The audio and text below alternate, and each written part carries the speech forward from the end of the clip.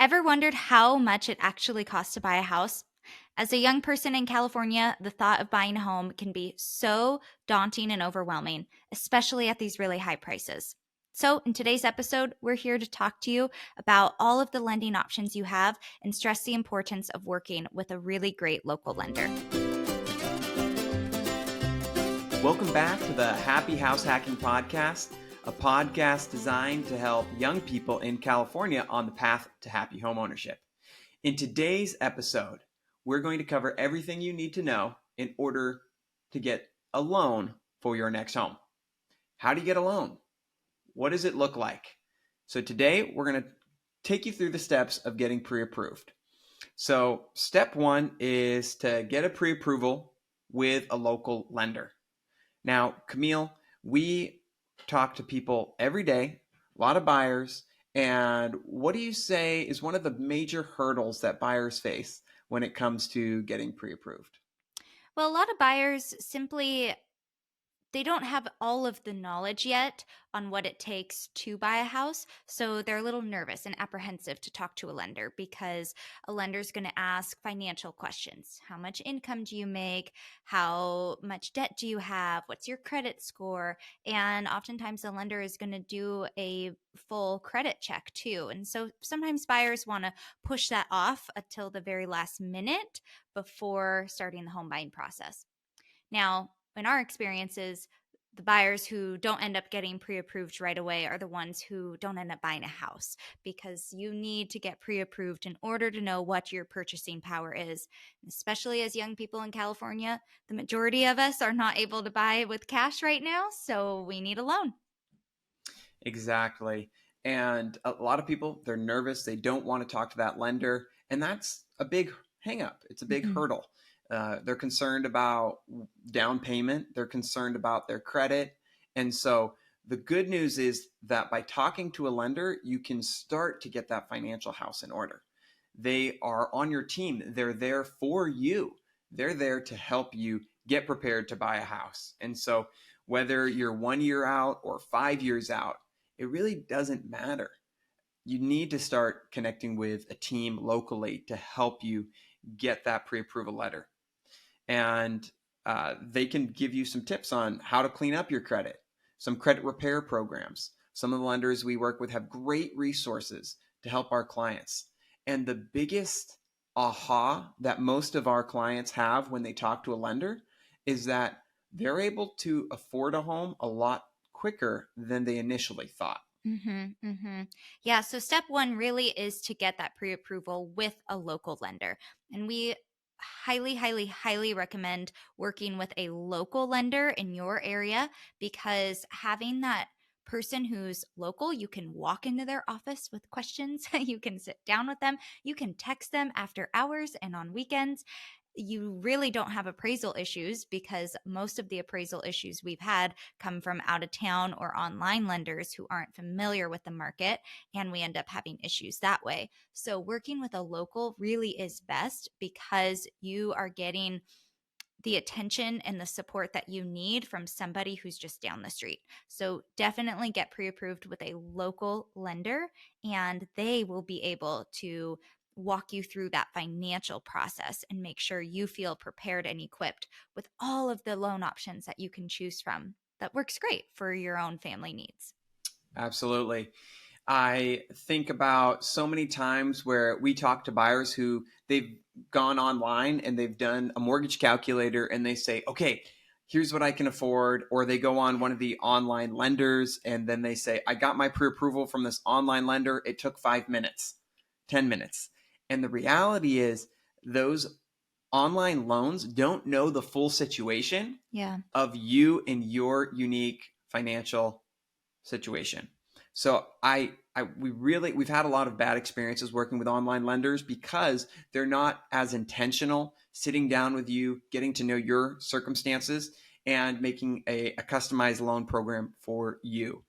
And so another thing we've seen is with a lot of the online lenders, it looks great on the front end. You've got a lower interest rate, but then there's a lot of back end fees that they Yeah. didn't tell you about, loan origination fees, underwriting fees, processing fees, and those fees add up. So when it comes to getting that pre-approval letter, start local, get some quotes from local lenders. Now, Camille, can you think of a time where there was a buyer who felt maybe apprehensive about the whole process, but we Hmm. sat down and then kind of what the story looked like for them there? Yes, many times. Even for us too. The first time we were looking at buying a house, we were apprehensive to talk to a lender because it's just intimidating, right? And I think one of my favorite stories is um, one of our first clients that we worked with. He was just someone who filled out a form online, so I gave him a call, asked him if he wanted to buy a house. He said yes. He came in, had a meeting with me. It was, the best case scenario. And then he said, I'm probably 2 years out. I said, okay, no problem. I work with people for many years out. It's really no big deal. We'll work within your timeline. Well, after our appointment, he called the lender right that same day. And the next day he got a pre-approval. And he called and he said, hey, I found a house that I'm interested in. I have a pre-approval letter. Can we go look at it? And I'm like, sure. And next thing we know, 2 months later, he bought his first house. So the timeline drastically shortened because he knew what his purchasing power was. And that's one of my favorite stories to share because he really took everything that we told him, put it into practice, made his dream come true right before COVID in 2020. And he has so much more equity in his house now than if he ended up buying a house today, to being 2.5, 3 years Absolutely. later. And he had been a renter for decades. Yeah. He had been paying somebody else's mortgage. He didn't think it was possible for himself to get out of renting and into home ownership. And once we sat down, made the game plan, got him connected to the right people, he quickly realized, oh, I can do this. And we believe in education and empowerment. And those are tools that we use to help people. And I remember on the closing day, he told us, thank you so much for helping me and my family achieve the American dream. Yeah. He didn't think it was possible, and yet he was able to do it. And that's the beautiful thing about our country and the loan programs and the things that they provide for first-time home buyers. Yep, exactly. Yeah, that's a story that will definitely stay with me forever. Mm-hmm. And thinking about overcoming that initial hurdle of just go talk to the lender. And like we shared in the first episode, right? You are going to be partnering with a real estate professional that you know, that you trust. So if you trust that real estate professional, they're going to be the ones to recommend a trustworthy mortgage lender, mortgage broker to you. I think about the mortgage brokers that we work with. They're people that we go to lunch with. They're people that we know. They've helped us with our own loans. So we absolutely give our 5-star stamp of approval because we have personal experience. And any great agent that you choose to partner with is going to be equipped with that same lender pool to help make sure that you're in good hands. So who you work with definitely matters when it comes to lending. Now, when it comes to talking about your loan programs with your lender, this lender should be able to give you an array of options for you to choose from in order to make the best decision for your family and your financial needs. So now you've gotten your financial house in order. And what loan program do you go with? Well, there are a lot of options. So it's great to be a first time buyer, especially in California. So, a couple of those major loan programs that first time buyers will use, we'll just touch on a couple of them. So, first off, there's the myth that you need 20% down. And that's just not true. There's a lot of loan programs you can use that have far less than 20% down. One of the most popular is the FHA loan, Mm-hmm. which is really designed for low to moderate income earners who have uh, who need help. And so you can get a house with as low as 3.5% down, and that's nationwide through the FHA. And so that's the Federal Housing Authority. They have highly subsidized this loan program to help people in America get into home ownership. And so FHA, 3.5% down. They've got lower income and lower credit scores. So that's some of the pros. Some of the cons are they do have some higher origination fees and higher interest rates if you look at the all-in costs over the life of the loan, because you have to pay what's called mortgage insurance, and that mortgage insurance doesn't go away. When you have an FHA loan, it's stuck for the life of the loan. On the other side, you have a conventional loan product. And conventional loans, you can still get lower down payment options, 3, 5%, 10% down, and you will pay also mortgage insurance. But the cool thing about the conventional loan is once you hit a 20% equity position in your property, that mortgage insurance goes away. So your payment would drop and you'd have less out of pocket monthly. So when people are looking at loan programs, there's conventional, which is the standard. You'll have a little bit lower origination rates and all-in costs when you go that direction. Or you could have one of the government-backed loan programs like FHA or VA, which is for veterans. And the veterans actually have a 0% down payment option, which is incredible. And that's a way to say thank you to those who've served our country. They can get in with less down. So those are some of the main programs. Mm-hmm. When it comes to California, though, we have some really great down payment assistance options. So what is down payment assistance? California recognizes that the cost of home ownership is extremely high and they want to overcome that barrier. So they're actually giving out grants to assist first-time homebuyers. In order to qualify, you have to have certain income limitations or thresholds, and they're basically giving out the down payment in a grant form. And so it helps people get into home ownership. It helps people to start building equity. And you do pay it back later when you go to sell the house or refinance the house. But it's a great way to get your foot in the door.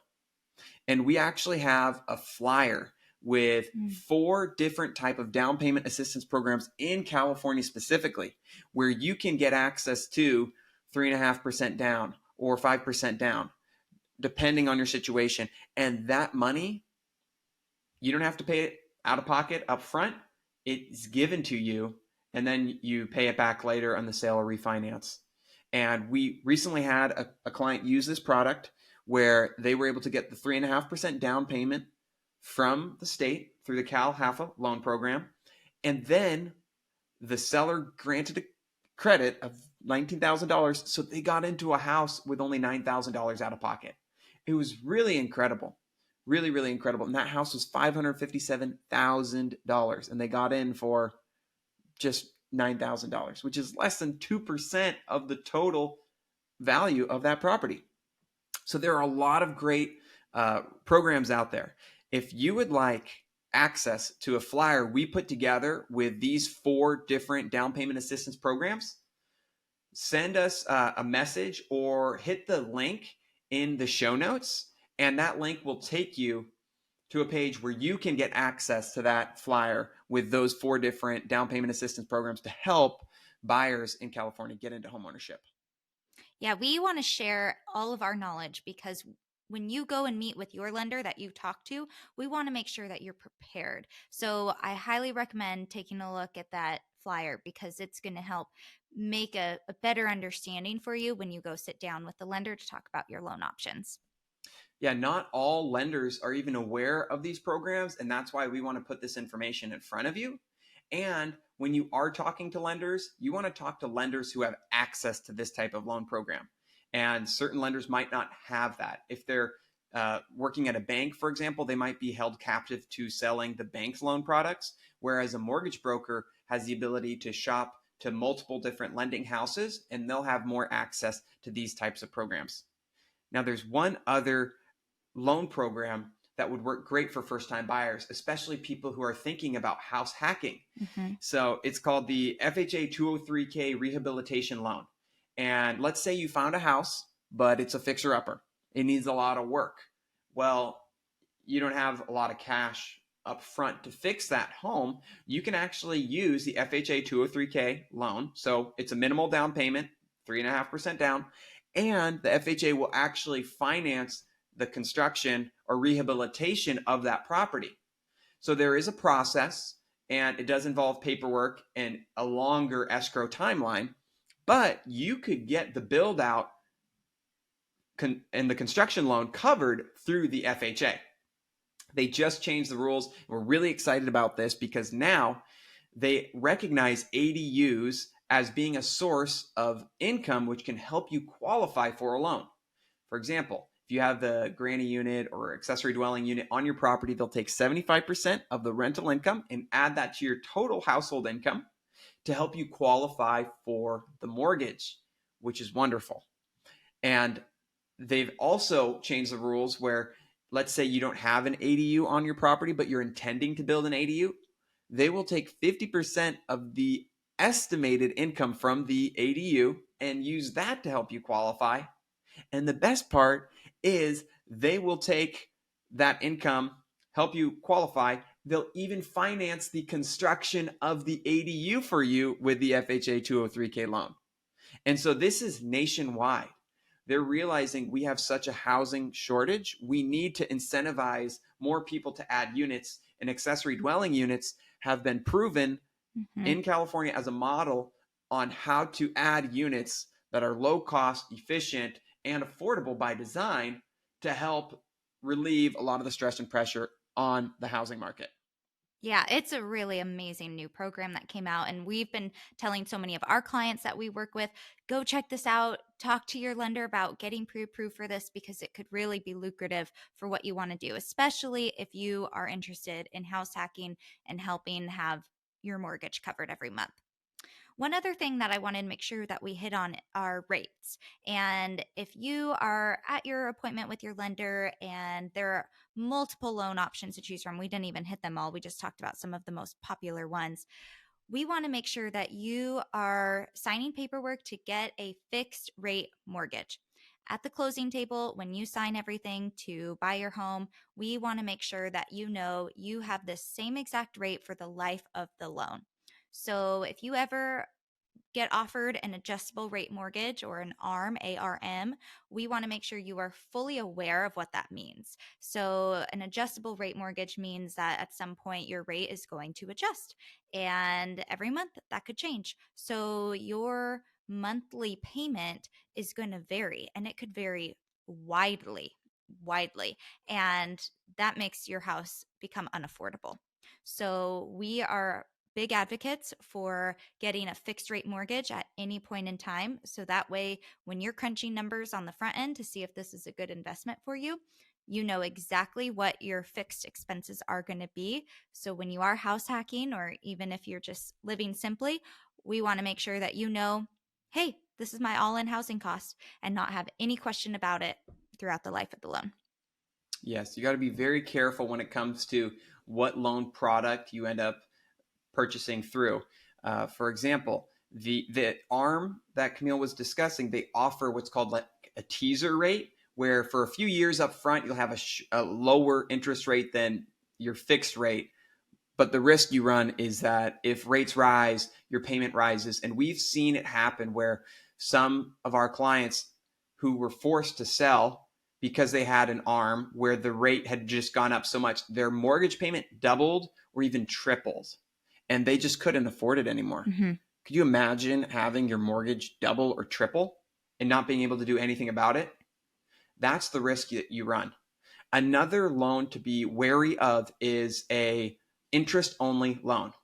Interest only loans seem great because the payment is less because you're not paying principal, but the risk you run is that you're not building equity, paying down that principal. And that's one of the key ways that wealth is created and built through real estate, is by making that monthly payment and paying down your loan.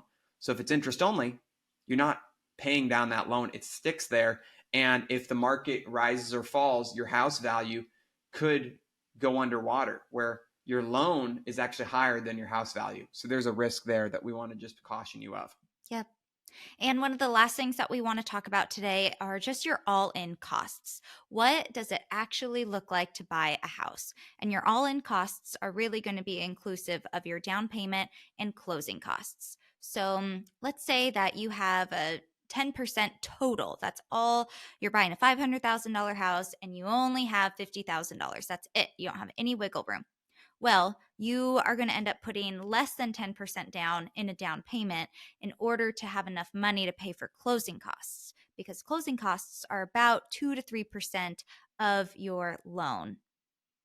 So, we want to make sure that you're aware that closing costs are an added fee on top of your down payment. And closing costs, the biggest fee in closing costs are your loan origination fees. So when you're talking to a lender, make sure you ask up front what their origination fees are so you can best budget and prepare for how much you're going to bring to the closing table. You also have escrow fees, title fees, little fees like that come up. And sometimes too, if you are buying points in order to buy your rate down, then that's going to be in the form of a closing cost. So right now we're seeing interest rates between 6.5% and 7.5%. So they're pretty high right now from what they've been in the past 2 years. Oftentimes, buyers are looking for a way to save more on their monthly payment, so they might pay for a point or two in order to buy that rate down to maybe 6.25 or maybe 6%. And the cost of 1 point is equivalent to 1% of the loan that you're getting. So that adds up fast. And we're seeing sometimes sellers are getting the opportunity to buy that rate for their buyers as a way to get their offer accepted. So, hey, I want to sell my house. I'll do anything to help sell my house. Here, let me buy you 2 points in order to buy your rate down. So that's a way that sellers are incentivizing buyers right now to buy their house. However, that's not the case all the time, especially if we're in a competitive situation with multiple offers. So buyers may end up being the ones to buy down their rate. And that's really important to keep in mind because if you do end up going with points, you want to do the math to make sure it's worth it. If you end up refinancing in a year or two, buying points might not be worth it because it's so expensive on the front end. It's really only beneficial if you plan to keep the loan for the full amount of time. So it's definitely something to talk about with both your realtor and your lender when you choose to partner with them, because you want to make sure you have all of the knowledge on what your all-in cost is going to be for how long your loan is going to be in existence. And in closing, when it comes to getting your pre-approval, we really just want to stress that who you work with matters. And before you commit to a lender, we do recommend getting 2 to 3 loan estimates from each lender that you're working with. Because it's not just about the interest rate. As we said earlier, there might be a teaser rate, but your all-in costs might actually be higher. So once you get a loan estimate from 2 to 3 lenders, you can look at what is called the APR, the annual percentage rate.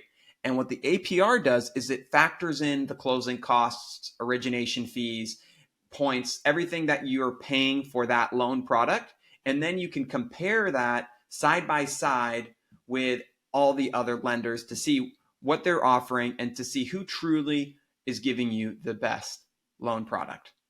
And in our experience and nationwide, statistics and studies show that working with a mortgage broker is going to save you time and money on buying real estate because they have more loan products available and they're able to charge less origination fees than a bank or an online lender will. Mm-hmm. And so in closing, make sure as you're preparing for that next step in buying a home, you connect with the right team. That means you get a great agent in your area to help you out, and they connect you to an incredible lender. So that way you can start to create your financial game plan to get into a position to buy your next home. Thanks so much for joining us on today's episode. Check out the show notes below so you can get the down payment assistance flyer that we referenced in the show. Don't forget to subscribe so that way you never miss an episode. We'll see you next time.